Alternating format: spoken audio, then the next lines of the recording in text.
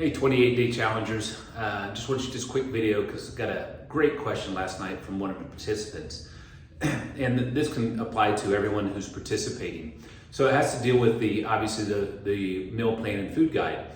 So the question was, what if I eat all the meals based upon the meal plan and I'm still hungry? Perfect, because that could happen. Specifically if you're doing resistance training, obviously with any type of resistance training, your metabolic process is going to pop up some. Therefore, your body's going to say, I want more food, more energy source, because you burned a lot, obviously, and you need those macronutrients to replenish, repair the muscle damage and the fuel source that you burned off, right? So, great question. So, there's a couple different ways you can go at this, and I talked a little bit about this in the recording from going through the food guide and the nutrition guide, and it's in the site as well. But what you can do specifically for males is increase your protein portion size. So when you look at some of those recipes, what you want to do is increase the amount of protein you're eating from those recipes, or add more protein to those recipes. That's all good.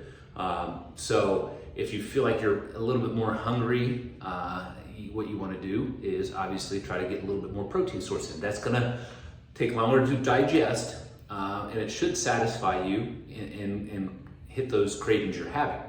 That's one strategy. Now you can still overeat even with good food and be in a caloric surplus and put weight on and store body fat and not be lean tissue. So always think of it that way. Just because it's good food doesn't mean you can eat plethora of it, because it will go into energy storage and fat storage instead of expenditure. The other two solutions that you have, one is consume more water. If you're really, really hungry in the evening, drink a little bit more water and go to bed. Okay, that's one. The other one is have a shake, a protein shake, but make sure you're not loading that protein shake up. What I'm saying there is, for instance, we used the Aneva protein shake, really clean protein, 125 calories, 25 grams of protein. I may add some non-sweetened coconut milk. So, I added another 100 calories or whatever. So I'm still sitting at like 250 calories and 25 grams of protein of liquid down the hatch. I'm good to go. So you see what I'm saying there? So think of it that way. Another thing is it's okay. Sometimes you got to fight through being hungry, because what your body will start to do is it will start to utilize some of the fat stores as a fuel source. And that is a good thing as long as your macros are good. If you get a good amount of protein in, a decent amount of complex carbs, and you're still hungry, if you can tolerate being hungry, that's not a bad thing. Because a lot of times I think what we do is we don't tolerate that very well. But one way to start tapping in your fat stores is obviously in a caloric deficit.